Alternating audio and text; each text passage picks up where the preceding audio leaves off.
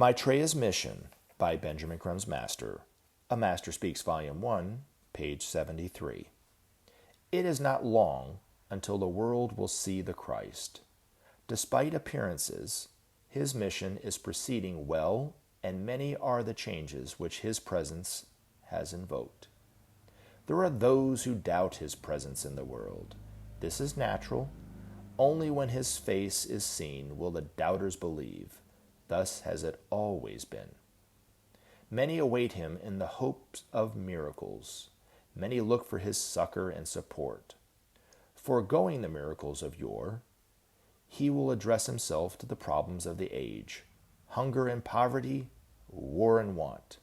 When you see him, you will see a man who has given himself to God. In so doing, he has become a God. So complete is his identification with the source that naught stands between him and that divinity. Remember when you see him that no law commands his presence and return, responding only to the call to service and sacrifice. He once again shoulders the burden and invests it with joy. Repeatedly, he has called for your support. Not seldom has he asked you to make known his presence.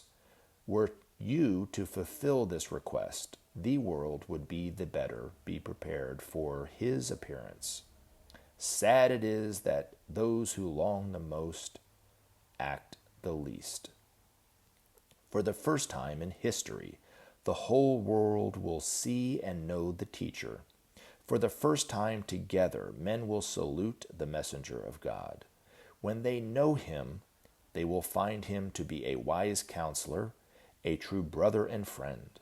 Take heart from this promise, for the day is not far off when man's anguish will be assuaged.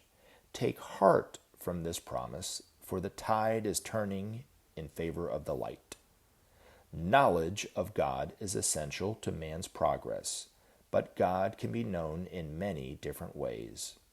Today, your scientists are presenting facets of God's nature hitherto unknown and find themselves at variance with the teachings of the churches. The time has come for the churches to re-examine these teachings in the light of the new knowledge now available to man. When they do this, they will find much to discard and much to reinterpret. Only then will the mausoleums of outmoded doctrines and dogmas which the churches are today become vibrant conveyors of the truth. In this reassessment, the Master Jesus will play an important part. His is the task to reconstruct the Christian groups along more fruitful lines and to prepare them for their role as centers of teaching and healing. In this, he will work closely with the Christ, but Maitreya's mission will embrace all aspects of man's lives. His energy and inspiration will stimulate every field, and men will know him for the world teacher that he is.